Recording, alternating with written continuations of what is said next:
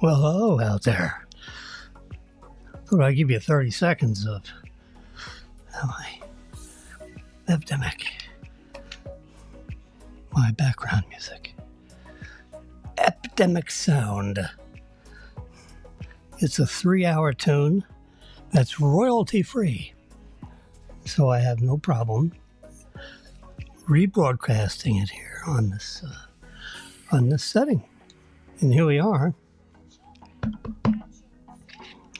I'm a one-man band. I got my guitar behind me. I'm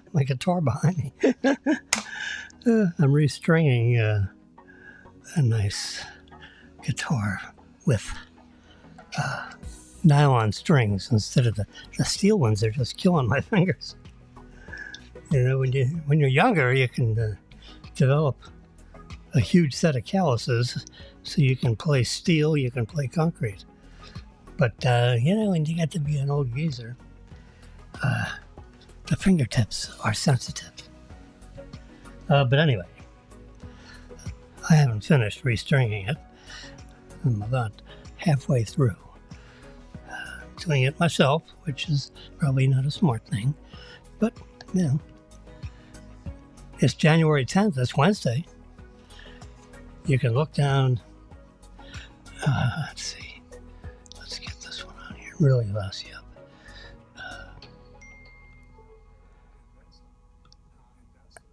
up. How about that? Oh, Lordy. So we can do all kinds of different arrangements. We got left and right. Yeah, we don't want that. That's real confusing. Every time I click that, it goes a different way. So we got a camera over here, and we have a camera over here. So,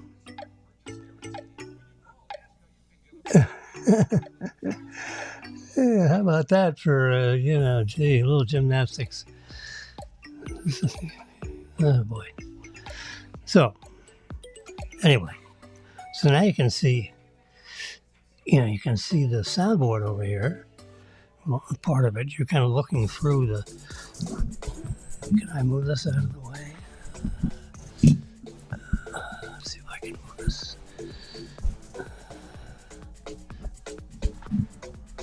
I can move it that way.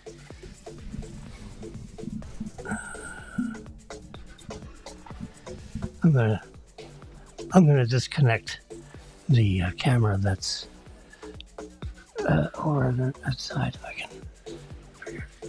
Yeah, so I want to get rid of this one. Camera 1 has just been turned off, but I've got a whole selection here on my master screen. If you can believe that, there's a master screen. And but I don't have a producer. A producer is a guy that sits at a desk like this and does all the stuff. And the talent, the guy that's talking, I'm going to call that talent, doesn't do anything but sit around and, be smart. So I got to do all this stuff myself. So sometimes, it takes me, as you can see, about 4 minutes to get my act together. So we have something that's meaningful. But, there's a lot of stuff going on. I mean, let's get rid of that. There we go. So I'm going to shrink that picture down. So there's January 10th. We got a little birdie up there that's landing onto a nest, I think. We got some really exciting bird shots over the years. with Canon, very exciting Canon equipment. The ability and the way it's tuned to the camera, just makes for, a spectacular shot. It's magical. And now with it being mirrorless,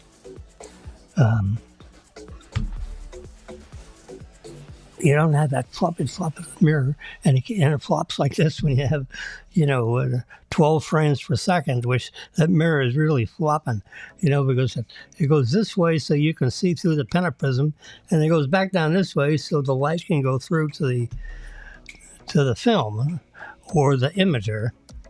They just stopped using film and they start using imagers, but they kept the mechanics of the camera. Excuse me while I wet my whistle. Anyway, so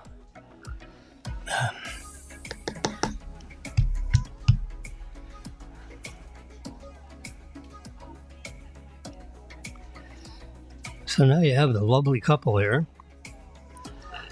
She's, I think her mother died. Which,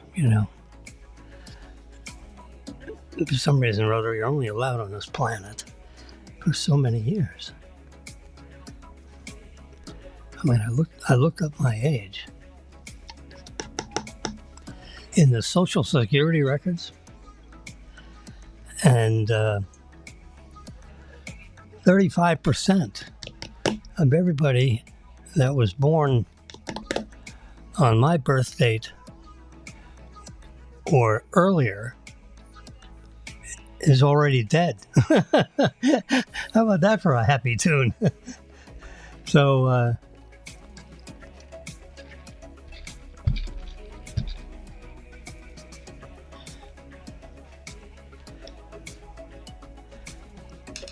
So the Social Security Administration says, since I've gotten to this age,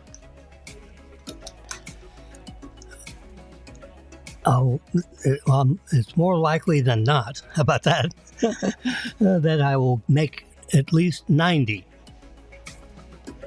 because I got to this age. You see, if your systems weren't, as fine-tuned as mine, which includes the bypass surgery where they rip you open and they play around in there for like 10 hours. Oh my God. The incision they make is not that big, but they stretch it. I mean, the skin is very stretchy. I've for 4 or 5 doctors in the local area, I've been asked to take movies and take pictures of their surgeries when they do surgeries, so that when they go to meetings or hearings or whatever, they have a video or a still image catalog of pictures of it's mostly plastic surgery stuff. So, but getting back into the political arena, because we're coming up to Iowa, and Iowa is going to have,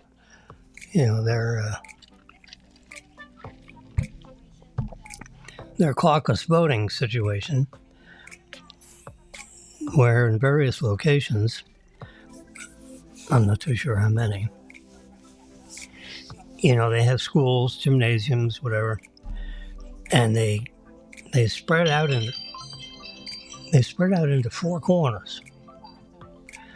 And depending on how many candidates there are, and the people that come into the gymnasium in their local area, it's a period of like from 7 to 9 or 5 to, I don't know what the time period is, but it's sometime in the evening. They all got to be there at the same time.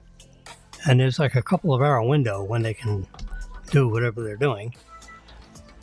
And, according to this graphic you see here, Haley and DeSantis are 0.2 of a point apart, which is well within any reasonable margin of error, because they haven't, it's like it's an average. You see this right here, this RCP, that stands for Real Clear Politics. They keep track of all these polling, all the polling organizations send them information about what they've just learned by calling up people. And remember, these are the people that'll answer the phone call. If they call me, I don't answer the call. I'm a tough guy to get on the phone. I've been on the phone my whole life. In the banking business, oh my God, the phones are marvelous. They're part of the toolkit, and as a matter of fact, I had my cell phone printed on my business cards. Because if I actually spent time with somebody face to face, they're entitled to my cell phone number. It's as simple as that. It wasn't a matter of privacy for me. It was a matter of access. And I was was a businessman. I have trouble with the was word. I was this. I don't like saying that. So anyway, just easy. My thought is, if you've gotten through the whatever it takes to get to my desk, or to my, having coffee in the morning, or meeting for lunch, or meeting in the bank, or meeting at your office, whatever. But if we actually have face-to-face, that's a serious connectivity. Because I don't see that many, I might do 20 deals a year. Can you imagine? So you divide, let's say 365 days, and the normal working hours is 270 hours. Okay?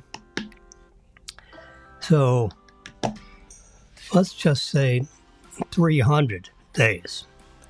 300 days, 270 days is the normal. That's, 52 times, 5. So my feeling was, if with the 20 deals that I do, and I might look at 30 deals and do 20 of them. I don't do 100% of the deals. I do, less than 100%.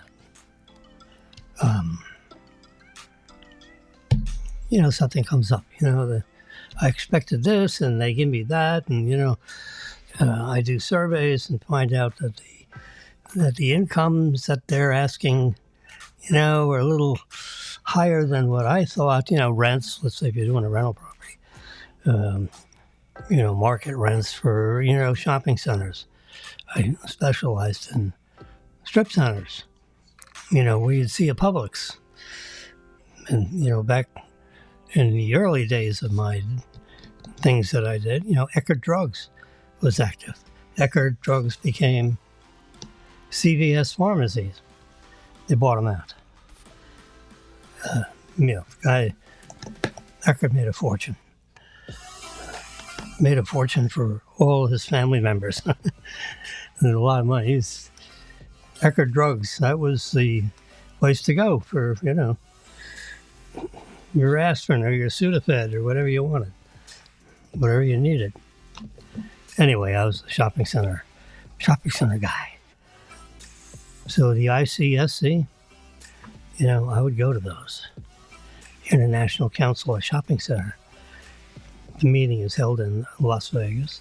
It was held 1 or 2 years in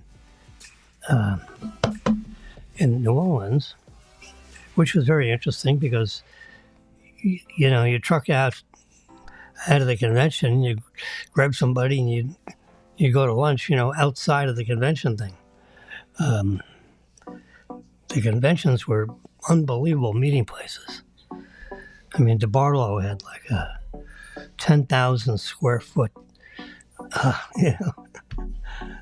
setting for his shopping center leases. He was a big shopping center guy. Edward J. DeBarlo, my God.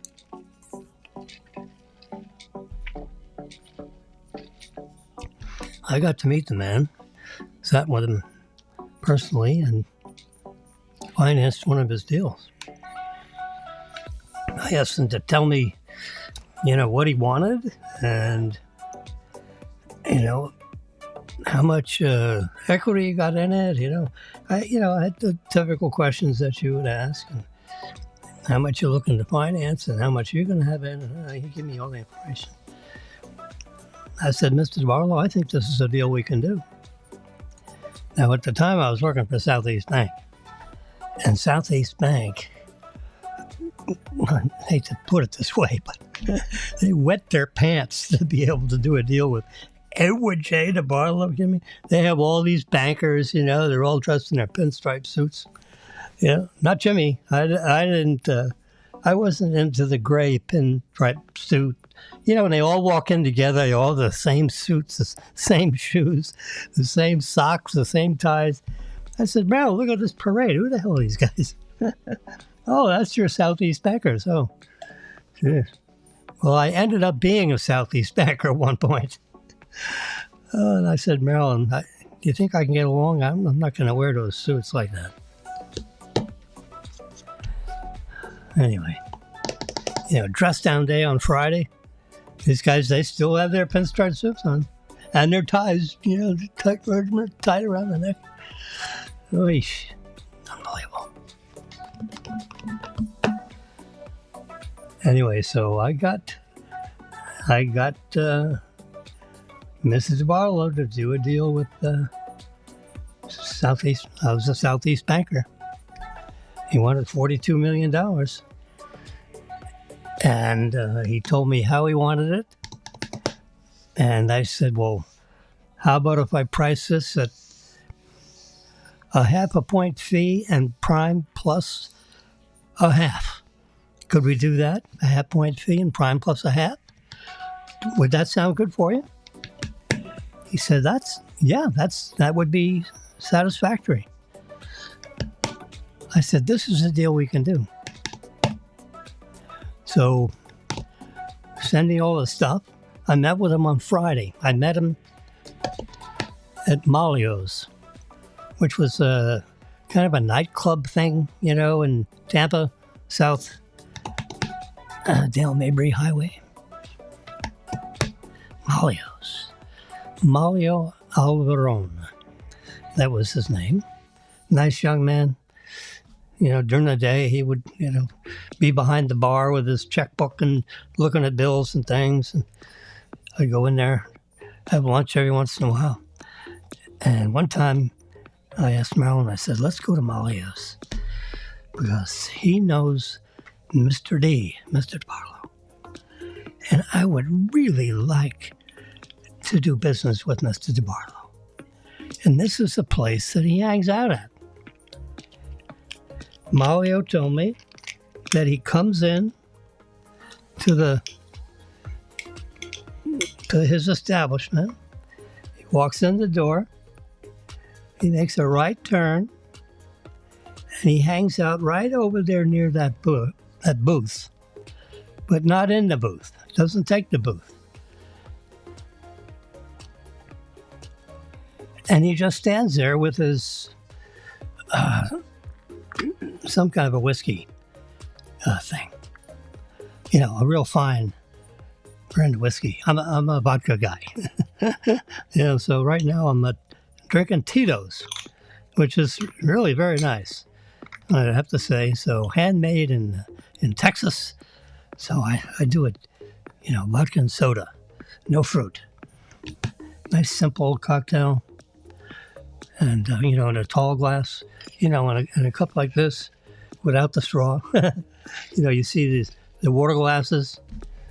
I tell the bartender, fill it with ice, give me your normal pour of Tito's, which is like an ounce and a half, and then fill it the rest of the way with club soda.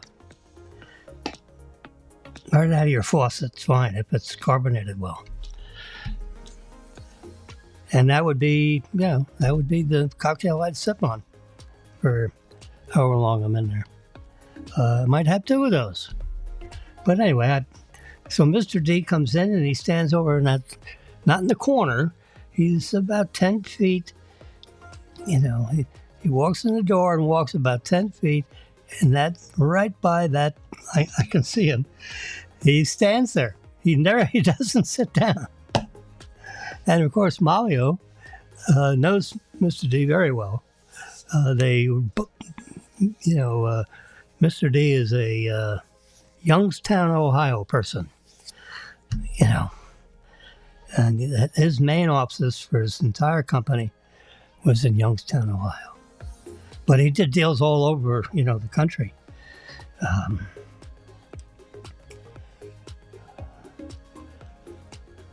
At one point, he was trying to hire me because he liked the way I did his deal.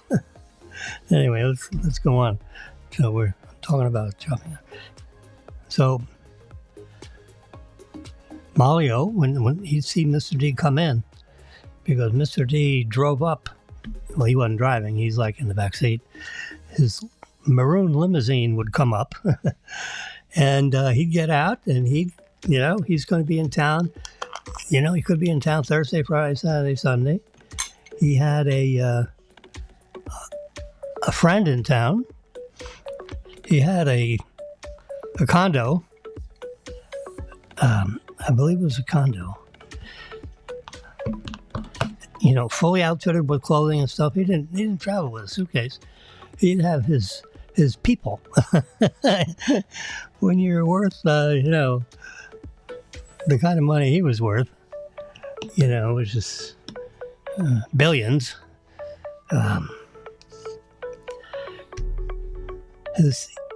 Like in Phoenix, he had a condo in there. And it was outfitted with his clothing and his, shoes and his socks and his ties and, all the stuff that you wear as a gentleman. He was a gentleman. He was always suited and tied up. That's the way he lays. His shirts were very comfortable. They weren't too tight around the neck. It took me about 40 years to figure that out. Buy shirts that are big enough so you don't look like, you get poured in this thing. Particularly it's, a little warm in Florida sometimes. And, you don't want to be sweating over the collar. So I finally got the 17-inch collars. And I said, Marilyn, if we can't buy them off the shelf, we'll have them made. But I got to have a 17-inch, collar, or else I choke to death. And I really like to look good, as good as I can, given what. But I feel comfortable in a suit and a tie, or it doesn't have to be a suit. It could be a sport coat and pants, really nice tan golf pants with a navy blue jacket, and a nice, maybe it's a blue and white, really thin striped shirt. Not the big stripes, but the real thin ones. So that if you're far away, the shirt looks light blue. But if you get up close, you can actually see that it's a bunch of blue and white stripes. Anyway, so I had one like that, and then I had a red and white stripe one like that, and a blue and white stripe one like that, and a lot of white shirts. But on Fridays, I would wear the blue and white stripe with a red and white stripe. Going to match up a tie to work with that. And I felt very comfortable being dressed that way. And apparently I look comfortable to a lot of people. So, I got to keep this warmed up or else it goes off. Sorry, folks. We'll get to politics in a minute. 24 and a half minutes. Get out of here. Oh, God, get Well, you can hear that right through there. It's amazing. Oh, I got this thing. I got a boom mic coming up. I got some network news going on over here. This is the time on air over here. My soundboard is over here. So I can have various levels for, what do you call it? Epidemic.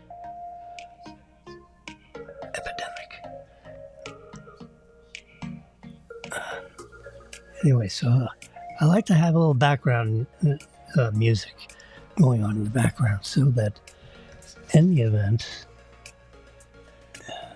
there we go. I take a breath.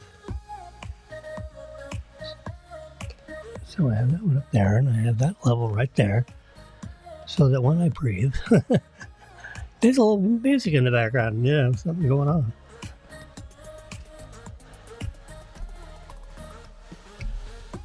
So the Iowa presidential preference polling has Trump. Now, I've been watching politics all my life because politics, you got all these guys that, say a lot and do little, but they do the best they can with the system we got. We got a constitution that was, I think if I had it all, of course I'd need 9 lives. Remember, a cat needs 9 lives? I would need my 9 lives for myself, just so that I could do various things. And one of them would be, I would like to be, if I could do it all over again, which, everybody when they get to be 103 wants to do it over again. Can you put this on replay? It feels like I'm at the end of the tape. I'm not 103 yet, but I'm crowding it. So, I stop talking, the music comes through. I got this great soundboard. A Rodecaster Pro Roman numeral 2. So I've got 2, 4, 6 channels. I got the crowd in the background. We close the door on those guys, so they don't get to come in here very often. But every once in a while, we let them in the door. Yeah. Shut up. Anyway, so in presidential preference polling, which I have this thing on here, you can see it. I'm jittering it for you. Oops. We have Haley and DeSantis. Now, the actual poll that came out like this morning has Haley and DeSantis at 18%. Exactly the same. Now, because of the ups and the downs over the last 3 or 4 polling, she's like 0.2 of a point ahead. But the most current one, who cares what happens, last week? This is this week. And they both had one-on-one or 2-on-1 interviews with the Fox folks, McCollum and Brett Baier. Great questioning. Town hall things where you had 3 or 4 people in the audience come out, submit questions to their producers, and they went through them, and then they categorized them, and they gave them to the talent. Martha McCollum and Brett Baier. Good folks, been in the business. So they've been, Brett, he does the 6 o'clock news. He's been with Fox for 26 years. I know what that means. That's a lot of years. 26 years. So just about right after he got out of college, undergraduate, he got in, he was into Fox. He couldn't have done too much for too long because he's not 75. He's probably 50-something, low 50s. Well, if you've been somewhere for 26 years and you're in the low 50s, let's just say 52. That means half his life. So he got the job when he was 26, and now he has 26 years in the business in Fox. So 26 and 26 is 52. You know, you don't have to be Einstein to figure that one out. And I'm told I'm pretty quick on my feet. And right now, I don't even have shoes on. I took my shoes off. My feet felt a little constrained, you know. I figured, well, let's just take the shoes off. So I'm in my little studio arrangement here where no one can actually see me except for you guys. And you can only see a little bit of me because, you know, when you get ancient, you don't want to be on. This is fed out to Facebook Live, to YouTube Live, and Twitter Live. All three are getting this feed simultaneously, and they're putting it on their sites as we speak.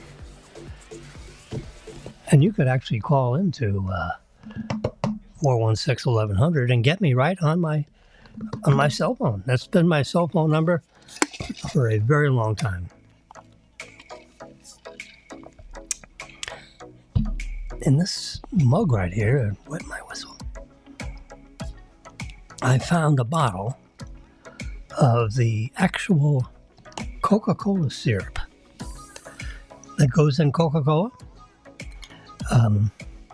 It's like $5 or $6, and you put half a cupful of that syrup in this. This is a 20-ounce cup, I think. It's insulated. You know, it's vacuum insulated, so there's no condensation on the outside of the walls here. This is stainless steel with a paint job on it. What's meant for you is making way towards you. Okay. Sounds like a prophecy.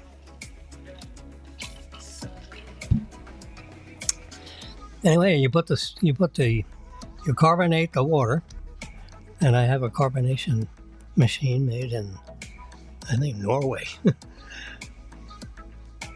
It's not a soda stream, but the top that you screw the bottle up into this thing, and then you pull a lever, and it carbonates the pure cold water that you have in the bottle.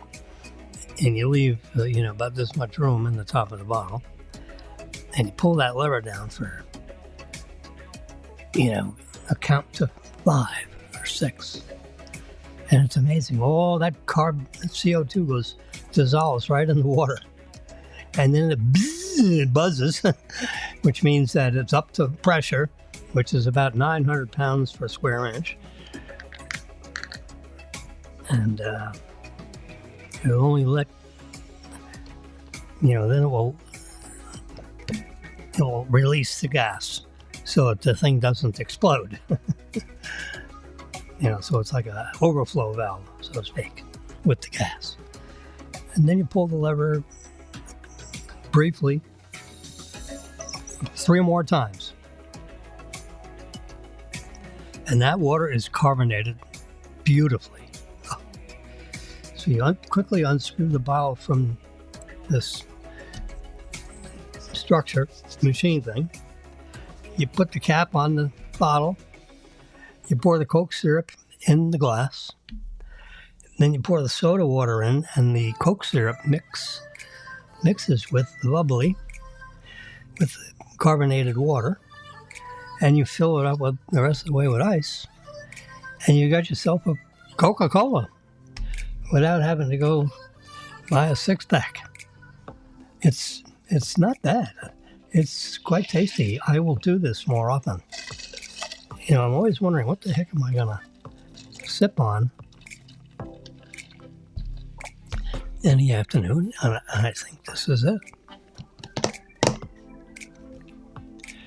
Anyway, with this politics business, I have never seen a candidate at this point with 52%. That's more than half of the entire party is behind former President Trump. With all his baggage and all his stuff, and I don't like the way he tweets, you know what? I don't care how he tweets. I want lower gas prices, and I don't want this inflation business, and salaries should be rising faster than the cost of things. How about that? And close the border. What's with this, shut the door. I mean, these guys, you got 450 guys, in Congress. 453, I think is the exact number. And they don't know how to shut the back door.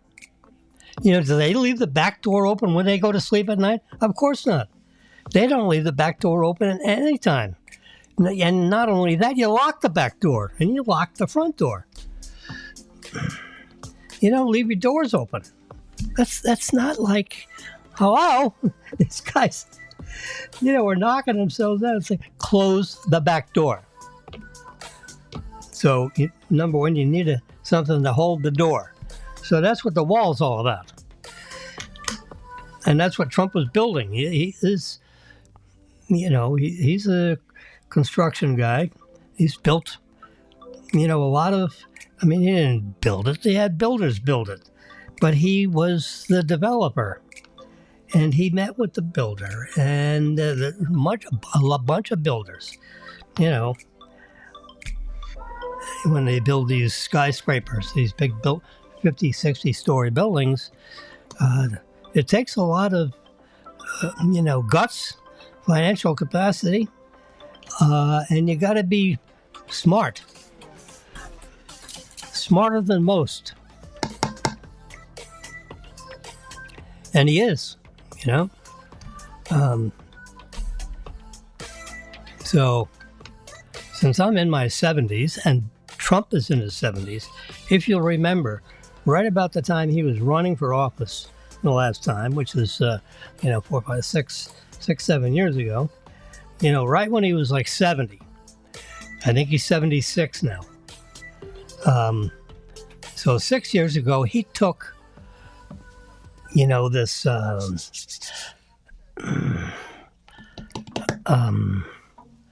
a test that evaluates your mental capacity.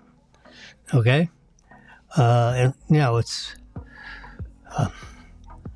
and he got 30 questions, and the questions are they've been designed by all these guys, and the questions are, you can go online and see the test. It's a 30 question test. It takes you about 20 minutes. Now here, I was taking my annual physical. How about this? Cough. Oh God. So I'm doing my annual physical, and with the doctor, Dr. Lubin, good man. So Marilyn is with me because I like her with me when I do my annual physicals, because I talk to the doctor, and the doctor talks back to me. I don't just sit there like a dummy. And I ask questions, and I get answers. And if I don't like the answer, I ask another question. And so we have a conversation about, my physical well-being. And I want someone with me. I've always had someone with me, not necessarily Marilyn, but, like in business, I'd have, a staff person, or I'd have another banker, for example, who would serve, someone to take along and bring along in the business, because we've been meeting with some important people, which I had the privilege of meeting with, some of the best developers, in the country. And it's they're very nice people, by the way. They're just people. They just they just do a lot of things, and they're busy and they don't have time to waste. And if you can get an appointment with some of these people, you just may be able to do something for them. And that's what I did. And I got lucky. Number one, I got lucky enough to get the appointments. Sometimes it took, a little tenacity. Well, Mr. He's going to Texas for half the weekend and be back Thursday. I'll let him know that you're interested in meeting with him. So that's what that happens. And then, Thursday becomes next Monday. And blah, blah, blah. So sometimes it takes you a couple of 3 weeks to actually get in front of somebody, maybe longer. It took several years for me to get with Mr. Barlow. But I found out his favorite watering hole in Tampa, which was Malio's. So, and Marilyn and I were on a relocation thing where Southeast Bank hired us in different capacities. And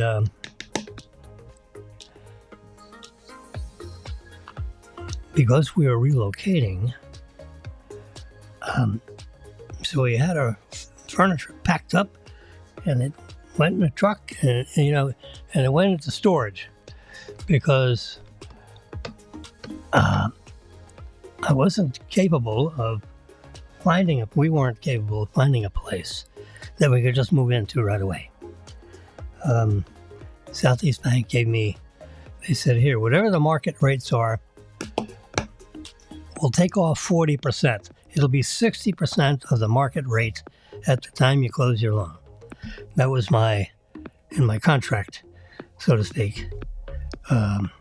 We had an agreement, signed agreement. It's like a letter. Oh, we welcome you to Southeast Bank, and da-da-da-da-da-da, and then there'd be 25 conditions.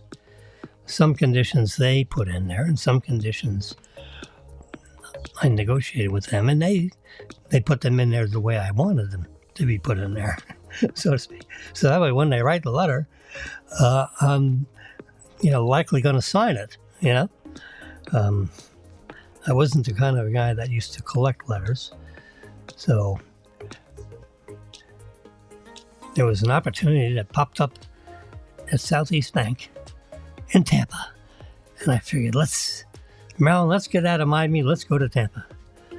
So we're newly married, like a year, and so we packed our stuff and went to Tampa. So we were hunting around. We had a jingle in our pocket because I had the financing all locked up before we packed.